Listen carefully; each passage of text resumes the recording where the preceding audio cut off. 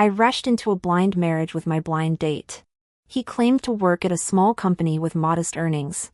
1 week later at work, when colleagues shouted the CEO is here for inspection, I hurried to the office and froze. My supposedly poor husband, Timothy Wright, sat in the main chair wearing a bespoke suit.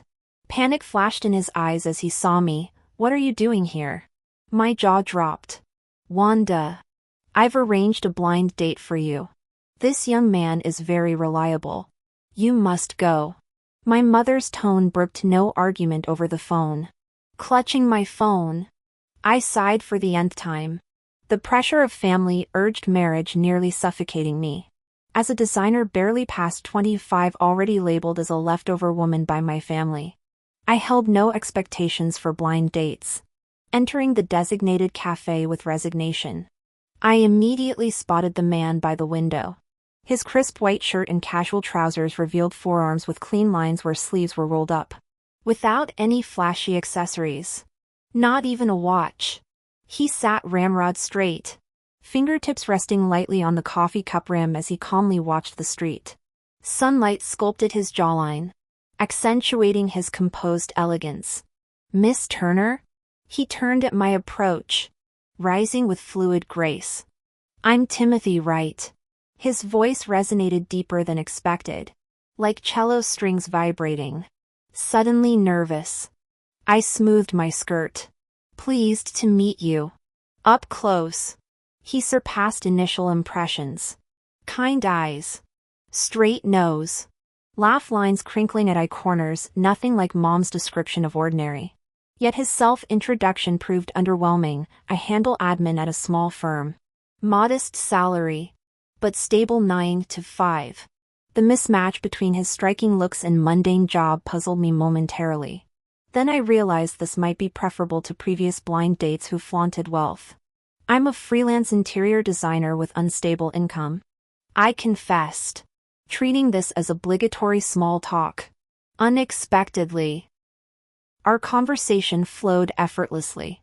From film preferences to life philosophies, work complaints to future plans, our values aligned remarkably. His logical discourse complemented my topics perfectly, occasional humor landing precisely. Comfort matters most in marriage. Basic financial stability suffices. He stirred his coffee solemnly. "I seek someone content with grocery runs and home-cooked meals, not luxury goods." My heart clenched. Years in the city's dating rat race left me craving exactly this stability. As sunset painted the cafe windows, he hesitated. "Miss Turner, we connect unusually well. If my ordinary circumstances don't deter you, I don't mind." The interruption surprised even me. Pulse racing.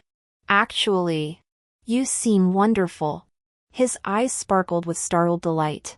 "Then, shall we try?" "How?" "Marriage." His certainty stunned me. "This is sudden, but I can't risk losing you. If willing, we'll get our marriage license tomorrow." My mind blanked. Proposing at first blind date? More dramatic than soap operas. Yet under his earnest gaze, considering family pressure and my longing for a stable life, I inexplicably nodded. Good. Early the next morning, we met at the entrance of the Civil Affairs Bureau. Timothy wore the same shirt as yesterday, carrying a cloth bag containing his household register and 2 boxes of wedding candies.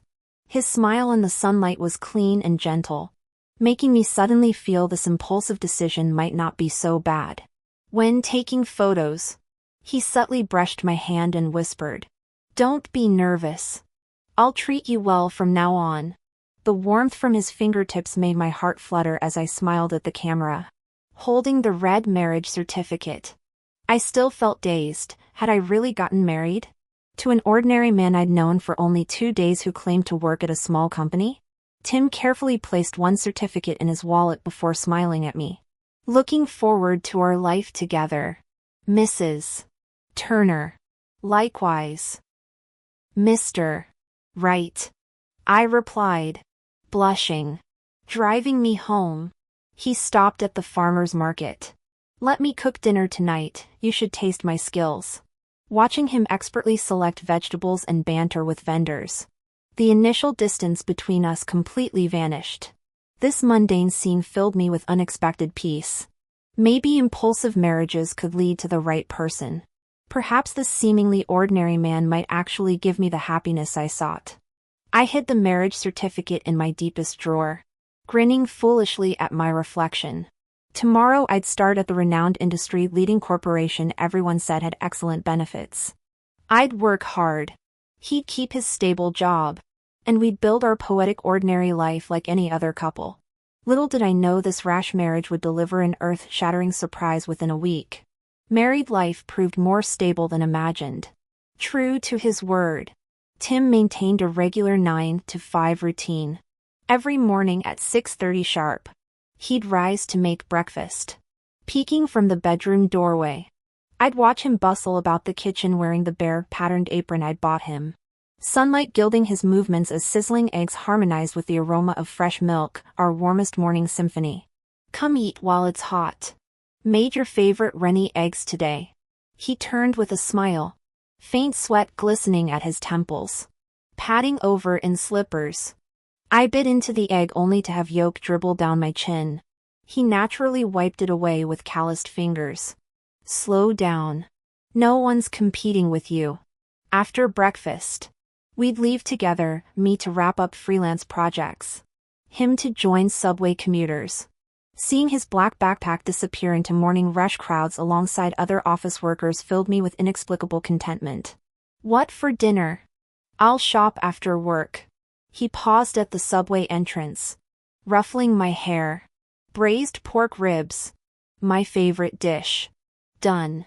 His smile lingered until the train arrived, his figure gradually dissolving into the crowd.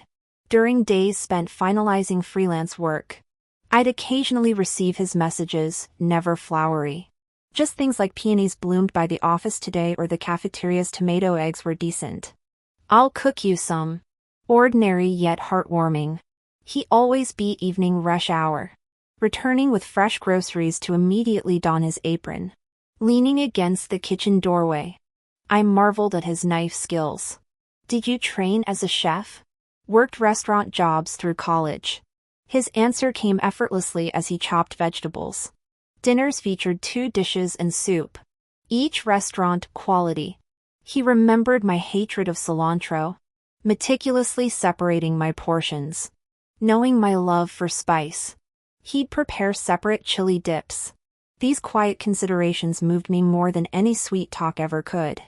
After dinner, we'd curl up on the couch watching TV. He never chose soap operas, always opting for documentaries or classic films. Leaning against his shoulder, I'd breathe in his faint laundry detergent scent while he occasionally explained film details. Time slipping by in slow-motion tenderness. Next Monday I'll start at the new company, I murmured one evening nestled in his arms. Excitement coloring my voice. Xinjiang Group, ever heard of them? They're huge in the industry. Xinjiang? His fingers paused mid-caress before resuming. Heard of it. Impressive corporation. Great you got in. The competition was insane during interviews. I tilted my chin up proudly. Soon I'll be a corporate designer earning enough to keep you in style. His chest vibrated with quiet laughter against my back. Looking forward to being kept by designer Wanda. That weekend he took me grocery shopping, patiently pushing the cart as I deliberated over produce. When we reached clearance items, he became endearingly analytical, comparing unit prices, negotiating with stock clerks like a thrifty homebody.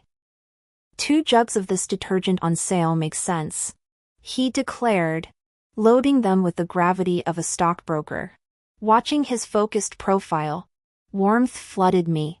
This wasn't grand romance, but the steady comfort I'd craved, this man from some small company, building security through ordinary moments. The night before my first day, I modeled professional attire before the mirror, crisp white blouse hugging black slacks. Well? I asked Tim, who sat reviewing documents on our bed. His gaze traveled up slowly. Adam's apple bobbing. Stunning. He set aside the papers to embrace me. Set your alarm early. Whatever happens tomorrow, I'm here when you get home. Pressing my cheek against his sweater vest, I inhaled his calming cedarwood scent. Resolve hardening. We'd build our life in this city together. I never noticed how his eyes clouded when I mentioned Xinjiang, or the unfamiliar corporate logo on those late-night documents. Blinded by career aspirations, I remained oblivious to the gathering storm beneath my perfect new beginning. Dawn broke crystalline on my first day. The Xinjiang Tower's glass facade blazed like a vertical ocean, its lobby smelling of money and lemon polish. A receptionist with perfect highlights greeted me. Wanda Turner? I'm Yvonne from HR. The revolving doors swallowed us into marble chill. Our elevator ascended to design's 23rd floor, orderly gray workstations accented by ferns. Floor-to-ceiling windows framing urban sprawl. Keyboard clicks formed staccato background music. This is our department head, Janet. Yvonne led me to a glass-walled office where a sharp-eyed woman extended her hand. We loved your portfolio's freshness. Impress us. Thank you, Ms. Smith. My handshake stayed steady despite my pounding heart.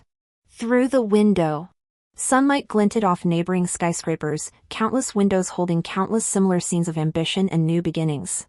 I nervously clenched my hands, my palms slightly damp with sweat. My workstation by the window offered an excellent view. The latest all-in-one computer, an exceptionally comfortable office chair, a welcome card, and a small pot of succulents adorned the desk. Colleagues came by one after another to greet me, each warm and friendly. I'm Vivian, your desk neighbor from now on. The girl at the adjacent workstation smiled and extended her hand, her high ponytail bouncing as she spoke with infectious enthusiasm. Scenic View has amazing benefits, full social security contributions. Holiday bonuses galore. You made the right choice. Really? That's wonderful. I replied with a smile, feeling more settled. The morning orientation was packed with valuable information, systematically covering everything from corporate culture to workflow processes. Scenic View's emphasis on innovation and teamwork stood out, completely devoid of the bureaucratic red tape I'd heard plagued large corporations. During lunch break, Vivian guided me to the cafeteria. They've got your favorite sweet and sour ribs today, our cafeteria's legendary. The space resembled a trendy boutique restaurant with its Instagram-worthy decor.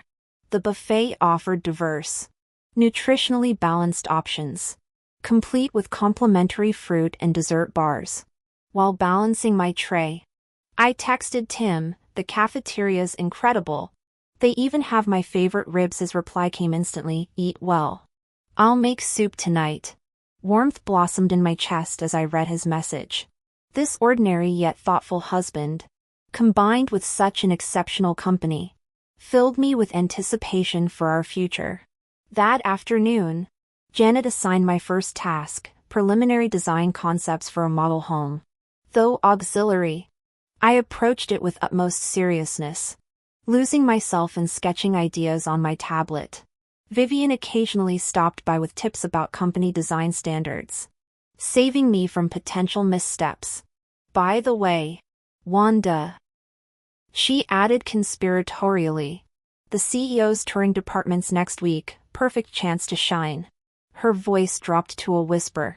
Timothy Wright is seriously handsome, young, accomplished, though he's always swamped and rarely visits our branch. Tim Wright? I blinked. Same last name as my husband. Small world. Timothy Wright, Scenic View's founder. She gushed, eyes sparkling. Took the company to industry leadership by 30. Legendary. Her admiration quickly tempered, though they say he's terrifyingly strict. We're all slightly scared of him. I nodded absently. However impressive the CEO might be, I thought, he's irrelevant to a junior designer like me. Just focus on your work. At closing time, golden hour light streamed through floor-to-ceiling windows, gilding the office in warmth. Packing up, I bid Vivian farewell, brimming with accomplishment. The day had surpassed expectations, stimulating work, collegial atmosphere, generous compensation. Evening breeze nipped at my cheeks as I exited. Dialing Tim. I chirped, "Honey, I'm off. First day went amazing, this company's perfect. Congratulations." His laughter warmed the line. Got ribs at the market. Soup's waiting. Hanging up. I practically skipped to the subway. With this dream job and caring husband, I marveled. I must be the luckiest person alive. Little did I know then that the formidable CEO Vivian described, Timothy Wright, was the same man who rode the subway and cooked my dinners. Nor could I imagine how the upcoming executive visit would deliver life's most startling revelation. The week evaporated. Scenic views rhythm now second nature. Daily design brainstorming with Vivian. Learning from Janet's expertise. Occasional evenings working late, all bookended by Tim's home-cooked meals. Life felt purposefully calm. That morning, an unusual hush blanketed the office. Even keyboards tapping softer. Vivian leaned close. Whispering urgently, the executive inspection team had already reached the building and would arrive at our design department any moment. My heart skipped a beat as I inexplicably grew nervous. Hurriedly straightening my desk and adjusting the newly completed design sketches. Though I knew there'd be no direct interaction with the CEO, I still wanted to make a good impression. "They're coming," someone whispered. The entire office instinctively straightened their postures. I looked up to see a group ushering in a commanding figure. The man leading wore an impeccably tailored charcoal gray suit. His imposing stature radiating authority as executives trailed half a step behind him like respectful shadows. Sunlight streaming through floor-to-ceiling windows did nothing to soften his aura. He listened to our department head's report with an impassive expression, his sharp gaze sweeping across the workstations with executive-level scrutiny. My breath caught when my pen clattered onto the desk. That silhouette. That face, even from 15 meters away. Even with his stern expression bordering on frostiness, I could never mistake him. Timothy Wright. Impossible. I blinked hard, wondering if overtime fatigue caused hallucinations. My husband Tim, the man who commuted via subway daily, claimed to work admin at a small firm, and wore that ridiculous bear-patterned apron while cooking dinner. How could he be standing here in custom-tailored brioni, surrounded by entourage as CEO of Summit Group? Isn't Mr. Wright dreamy? Vivian jabbed my arm excitedly. Though that intensity is kinda terrifying. Dreamy? My scalp prickled as icy dread spread through my limbs. That man nodding along to reports, was this truly my ordinary 9-to-5 husband with modest income? He suddenly turned toward my direction, our eyes locking. His deep-set eyes flickered with surprise before resuming neutrality, though I caught the faintest blush creeping up his earlobes. That momentary slip shattered all denial. It was him. Undeniably him. My mind blanked as my heart threatened to burst. No wonder he'd been vague about work details. No wonder he acted strange when I mentioned Summit Group. No wonder he reviewed documents with such professionalism. He'd been lying this whole time. Mr. Wright. This is Wanda, our new designer with remarkable talent, Janet announced, noticing the CEO's lingering gaze as she pushed me forward. I stood frozen under the department's collective stare, their curious eyes burning through me. I watched Tim's Adam's apple bob as he looked at me. His lips parted to ask in that official yet slightly flustered tone, "What are you doing here?" The question detonated like thunder. Colleagues exchanged startled glances while Vivian gaped between us. Eyes screaming, "You know him?" Heat flooded my cheeks, anger, embarrassment, betrayal all churning together. I forced a strained smile. "Good afternoon, Mr. Wright. I'm Wanda, the designer who joined last week." I emphasized his title, watching his eyes darken and lips tighten. He turned back to the report as if nothing occurred, though I noticed his whitening knuckles gripping the folder. The moment the entourage left, The office erupted. "Wanda! You know Mr. Right?" Vivian pounced, eyes glittering with curiosity. "What did he mean asking you that?" "And no. Must have mistaken me for someone." My trembling denial convinced no one. Colleagues' lingering stares brimmed with curiosity and speculation. While I sat drowning in the tsunami of Tim's deception, I slumped back into my chair, my mind tangled in chaos. Why did Tim lie to me? As the CEO of a major corporation, why would he pose as a junior administrative clerk from a small company to date and marry me? What could possibly be his motive? The more I thought about it, the more my eyes stung with unshed tears. Was the Tim who strolled through farmers' markets with me, cooked sweet and sour ribs, and claimed to want a simple life together just an illusion? My phone buzzed with a text message. "I'll explain tonight. Don't be angry." The notification made my throat tighten. Angry? I was beyond anger, utterly bewildered. The ordinary husband I thought I'd entrusted my life to turned out to be a billionaire CEO. Had our whirlwind marriage been a deception from the start? The afternoon dragged on as I mindlessly clicked through design software, unable to draw a straight line. Colleagues' curious glances prickled my skin like static electricity, their whispered speculations buzzing in my ears. "Wanda, you really don't know Mr. Right?" Vivian twirled her pen, leaning closer. "Our CEO's famous for his ice prince demeanor, never glances twice at female staff. But the way he looked at you earlier." "I don't," I insisted, knuckles whitening around my mouth. Maybe my blouse color caught his eye. The feeble excuse tasted like ash. That flash of recognition in Tim's eyes couldn't possibly stem from coral-colored chiffon. Department head Janet materialized with a document. "Wanda, take this proposal to the executive suite for Mr. Wright's signature." My chair squeaked as I jerked upright. Shouldn't his secretary, his assistants at the factory inspection? "You're heading that way anyway." Janet's cheerful tone ignored my stiffness. "He just returned to the office." Vivian nudged me, whispering excitedly, "Go get your Cinderella moment. Spill everything after." The elevator's ascending numbers mirrored my racing pulse. The executive floor's sound-absorbing carpets muffled my footsteps as I approached the mahogany door bearing that gilded nameplate, Timothy Wright. The characters burned my retinas. "Come in." His baritone resonated warmer than this morning's boardroom address, yet still guarded. Tim sat behind an imposing desk, gold-rimmed glasses softening his sharp features. His bespoke suit and six-figure wristwatch contrasted violently with the man in sweatpants who'd made me omelets 12 hours prior. Those familiar hands paused mid-signature when he looked up. "Proposal?" he asked, setting down his fountain pen. I extended the folder, maintaining professional distance. "For your approval, Mr. Wright." He accepted it but didn't glance at the contents. "Still upset?" "Wouldn't dare." I lowered my gaze to stare at my shoes. Mr. Wright was the company CEO while I was just an employee. How could I dare to have opinions about you? "Wanda." He stood up as if to approach, but I instinctively stepped back. My movement froze him mid-step, a flash of hurt crossing his eyes. "Let me explain.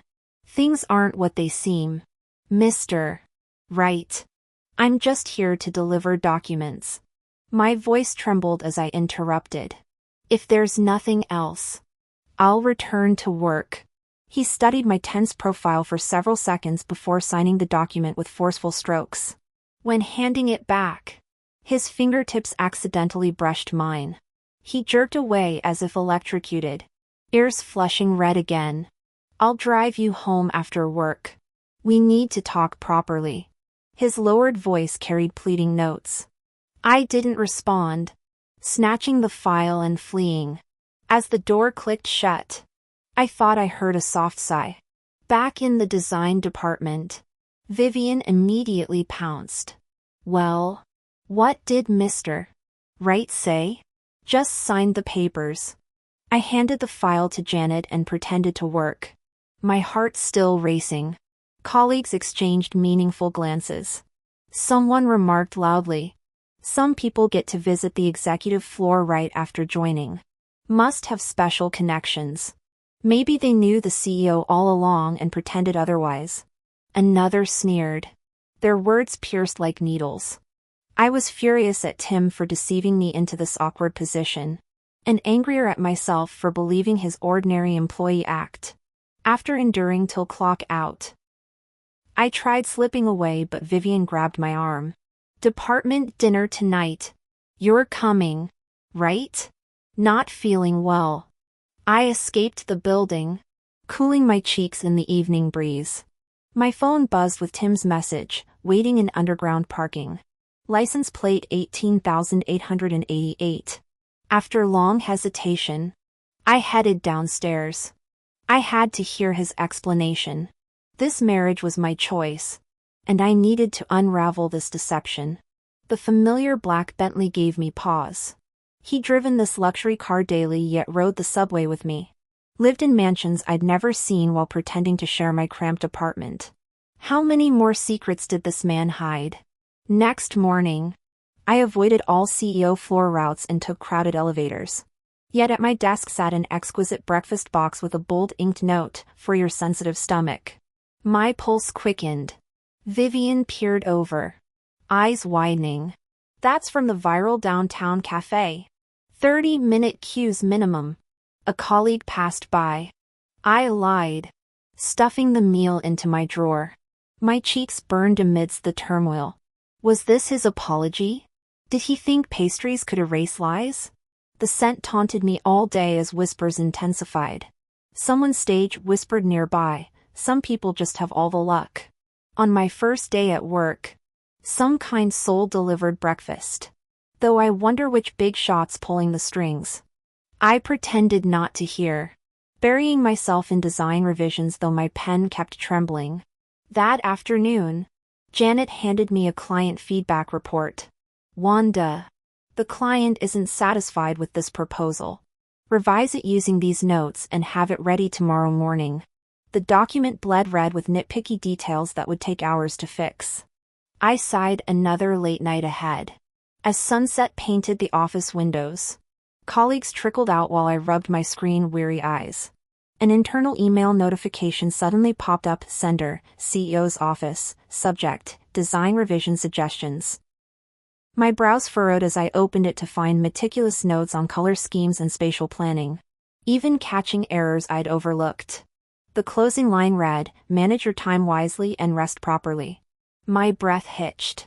The handwriting matched this morning's note. How did he even see this proposal? Why go through this trouble?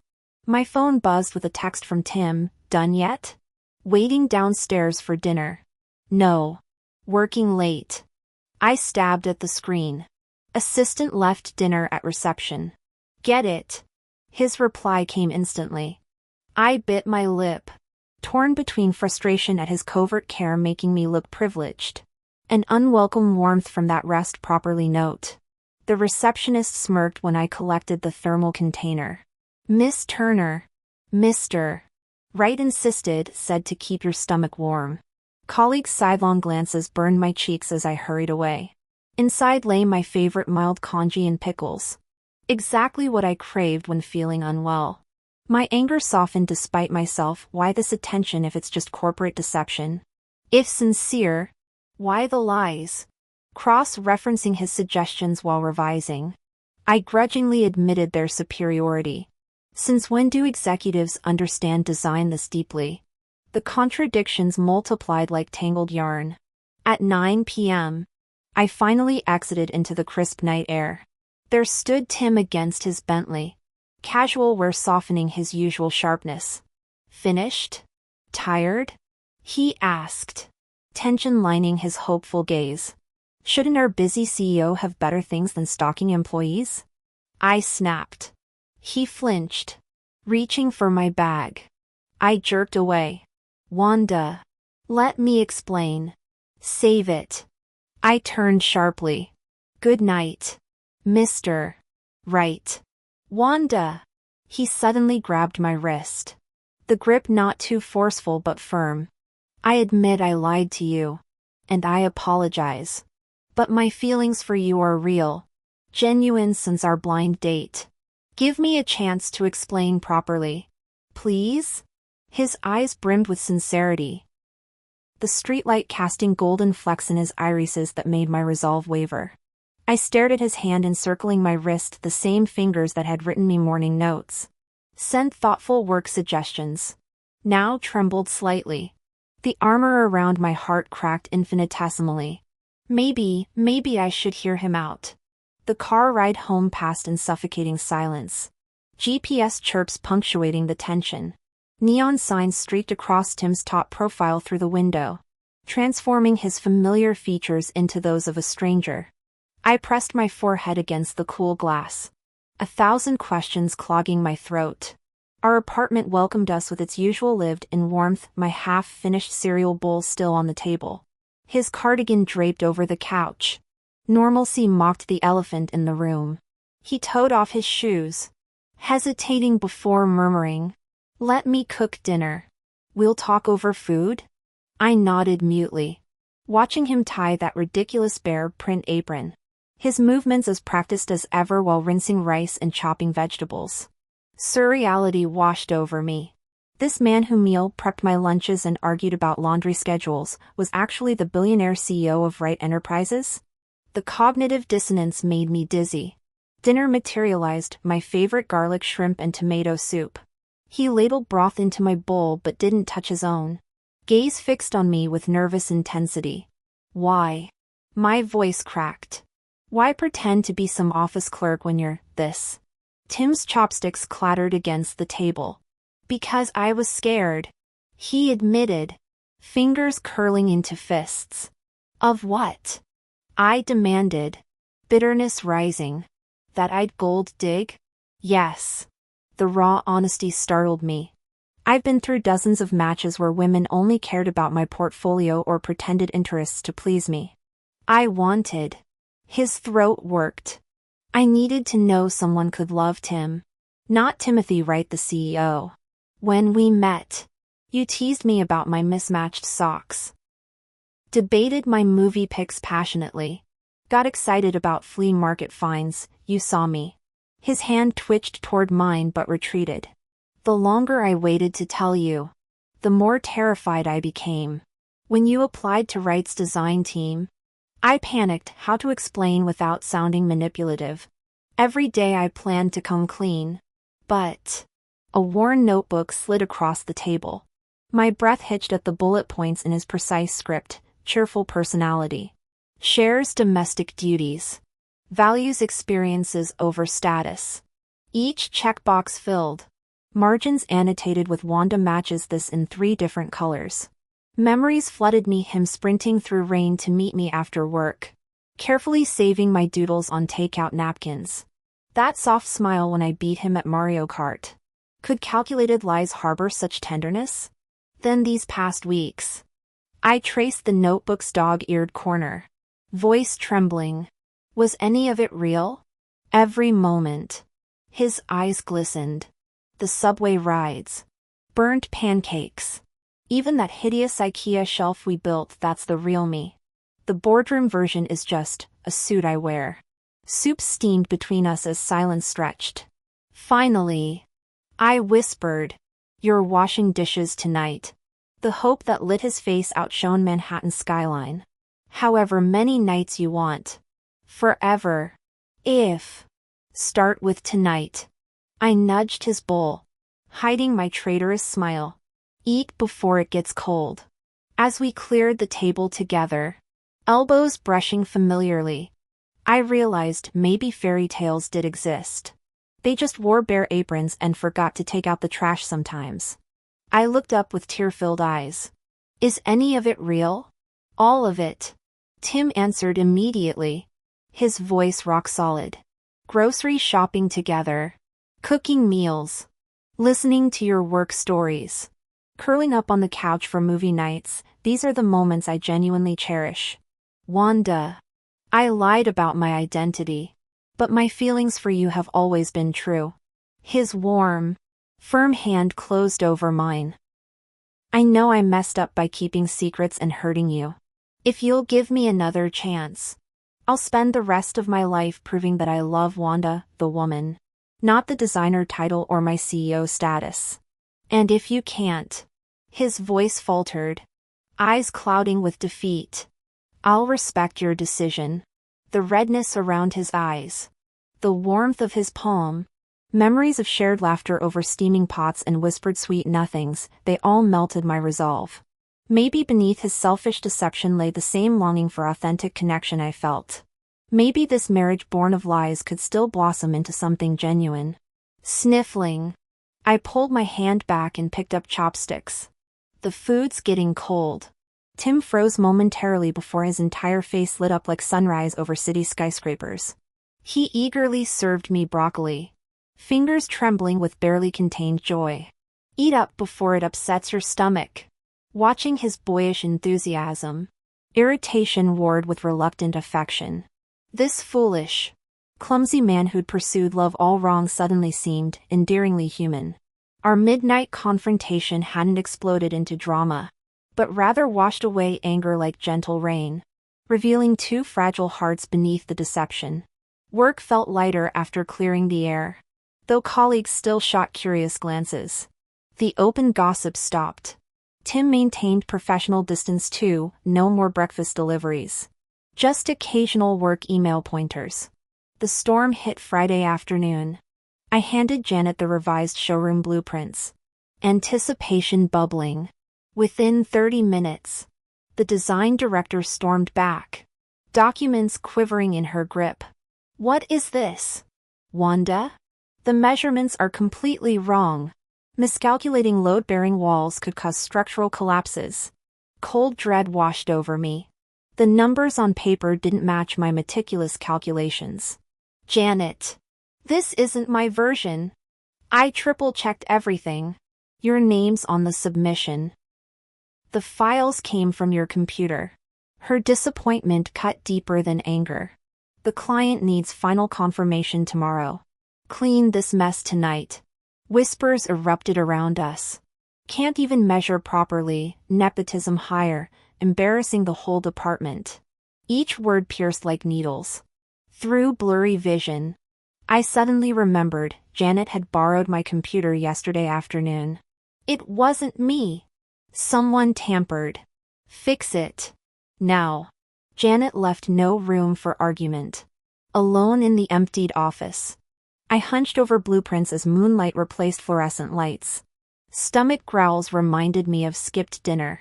The click-clack of keyboard keys paused when the door creaked open. I looked up and froze. Timothy Wright walked in wearing a suit, carrying a thermal lunchbox. Haven't finished yet? He came to my side, noticing my bloodshot eyes, and immediately frowned. What happened? I noticed issues with the afternoon proposal and called Janet. That's when I learned about the situation. My nose stung as I explained everything, voice trembling with growing frustration until tears spilled over. I double-checked everything, but no one believes me. They're calling me a nepotism hire. He gently wiped my tears with a tissue, his touch unexpectedly tender. I believe you. His deep voice resonated with conviction. Wanda, I know you're not that careless. The words flowed through me like warm honey, dissolving the knot in my chest. Opening the lunchbox, he revealed steaming congee and side dishes. Eat first. Can't fix proposals with an empty stomach. I'll help review them. You can read blueprints? I blinked in surprise. Studied basics years ago. He pulled up a chair, the moonlight glinting off his gold-rimmed glasses. You read the specs. I'll cross-check. Faster this way. His focused presence accelerated our progress, sharp eyes catching errors I'd overlooked. By 2 a.m., I collapsed into my chair after finalizing the last adjustment. Tim ruffled my hair. Good work. Let's get you home. At dawn, Janet presented my revised proposal during the department meeting. When original data confirmed deliberate tampering, Ms. Lee turned ghostly pale. The conference door swung open as Tim entered with surveillance reports. Footage clearly shows a mess. Lee modifying Wanda's design files yesterday afternoon without authorization. His gaze turned glacial. Wright Enterprises doesn't tolerate underhanded tactics.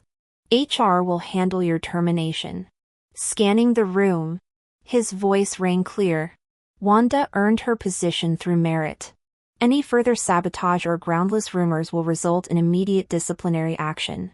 The stunned silence broke when Vivian whispered, "Wanda, Tim's obviously crazy about you.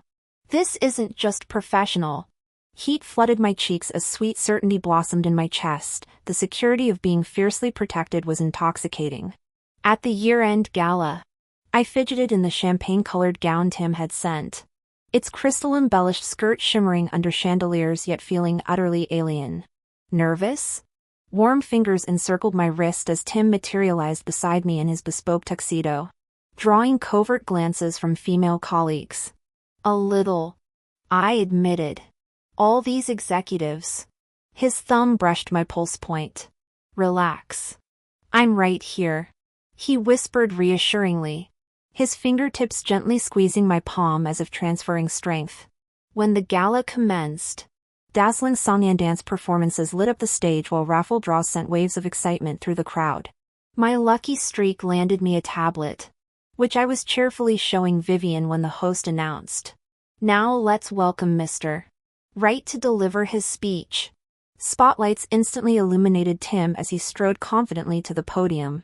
The room hushed as he began reviewing company achievements with crisp, impactful statements that earned thunderous applause. Just when I thought he'd conclude, his gaze found me across the room. Warm enough to melt glaciers. "Beyond business matters. There's something personal I'd like to share." My pulse skyrocketed as Vivian nudged me excitedly. "He's looking at you. This is huge." "I'm married." Tim's declaration through the microphone caused audible gasps. Unfazed, he continued, "My wife is Wanda from our design team." Suddenly bathed in spotlight, I burned under hundreds of curious stares, limbs locking in social paralysis.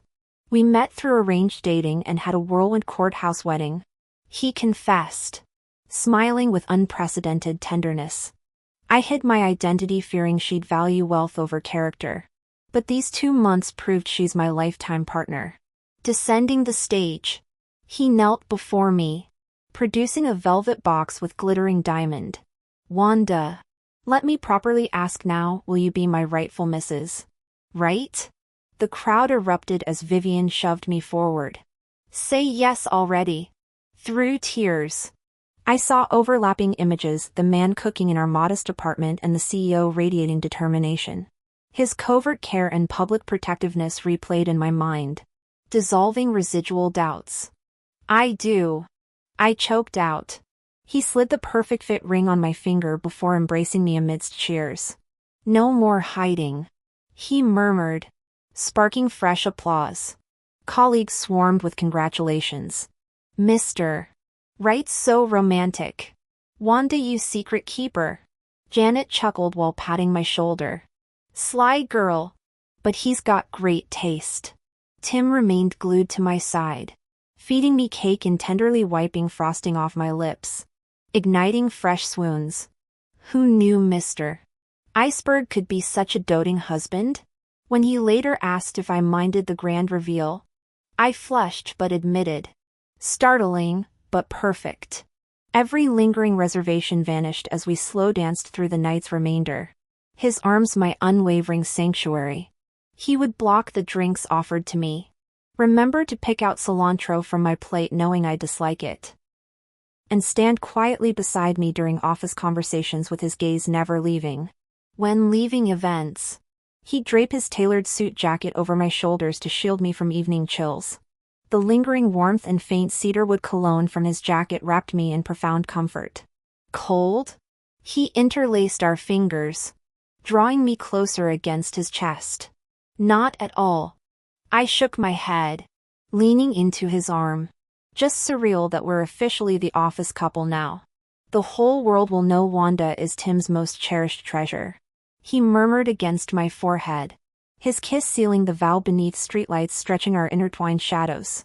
The diamond band glimmering on my ring finger and the warmth of his palm made our whirlwind marriage feel less like accident and more like destiny. Past deceptions and heartaches dissolved into honeyed preludes. True love indeed arrives grandly through life's chaos when least expected. Office dynamics shifted beautifully after our public debut. Colleagues' curious glances transformed into genuine smiles, while Vivian became my personal romance commentator demanding daily updates. But Tim's transformation stunned me most. The workaholic CEO now left promptly at 5 p.m. His Bentley waited curbside daily, driver's window lowered to reveal that heart-stopping smile, sometimes holding seasonal fruits from farmers' markets. One late evening, I found him leaning against the car with thermos in hand. "How long have you waited?" I touched the still warm container of tremella soup. "Just arrived," he fibbed, taking my briefcase. "Let's get you home." Our drives became sacred rituals, jazz melodies underscoring shared laughter over office anecdotes and client horror stories. The formidable tycoon I'd once found intimidating now revealed himself as observant life partner who remembered my coffee order and menstrual cycle. Weekends found us browsing furniture showrooms. "We need proper space," he insisted, fingers brushing mine before a chef's kitchen display. "Big enough for cooking together." "Our apartment's fine," I protested half-heartedly, secretly thrilled. "Nonsense." His nose nuzzled mine. "My wife deserves perfection." During house renovations, the boardroom dictator became putty in my hands, requesting only a shared study, you sketching designs while I work. Separate yet together. My career blossomed too. The model home project earned client raves for its warmth. Wanda's designs radiate humanity, exactly our brand essence. Janet praised during departmental review, met with colleagues' sincere applause. That night, Tim cooked celebratory feast. "Knew you'd shine," he beamed, serving my plate. "Any project you want, it's yours. No special treatment," I warned, stealing mushroom from his fork. "Wouldn't dare." He chuckled, capturing my sauce-smeared thumb between his lips. "My brilliant wife needs no favors." I deliberately teased him. "I want to win the award on my own merits." "All right. My Wanda is the most capable." He chuckled, tousling my hair, his voice dripping with affection. Once when I stayed late revising blueprints, Tim came to pick me up and found me frowning at the computer. "What's wrong?" He leaned in to examine the screen. "Trouble with the corner lighting?" It just doesn't look natural enough." I sighed. After a moment's contemplation, he pointed at the display. "Try elongating the windows and adding shutters. It'll diffuse the sunlight while creating visual depth." My eyes lit up as I implemented his suggestion, and the improvement was immediate. "How do you know this stuff?" "Took some architecture electives in college. Never mentioned it before." He smirked, raising an eyebrow. "Feel free to consult this free advisor whenever you're stuck." Our daily rhythms gradually synchronized. He knew to brew coffee silently during my drafting hours, while I learned to never interrupt his meetings with casual texts. He memorized my quirks like scripture, and I decoded his true nature beneath the polished exterior. That stern expression melted with gentle coaxing. Those decisive actions always preceded by seeking my perspective. During weekend grocery runs, we'd debate dinner menus like any married couple, me selecting produce while he pushed the cart. Once we bumped into my former blind date, who gaped speechlessly at our intertwined hands. Tim calmly introduced, "This is my wife, Wanda Turner." Watching his unflinching demeanor, memories cascaded through me from our impulsive courthouse wedding, through the storm of revelations, to this present tenderness. Our whirlwind marriage, though born of chaos, had blossomed into something unexpectedly sacred. That night nestled against his chest, I traced constellations through our bedroom window. Were we too reckless? Marrying on first meeting? not reckless. His arms tightened around me, voice resonating through his collarbone. When it's right, one glance is enough. Thank you for gambling on us, Wanda. I'll never make you regret it.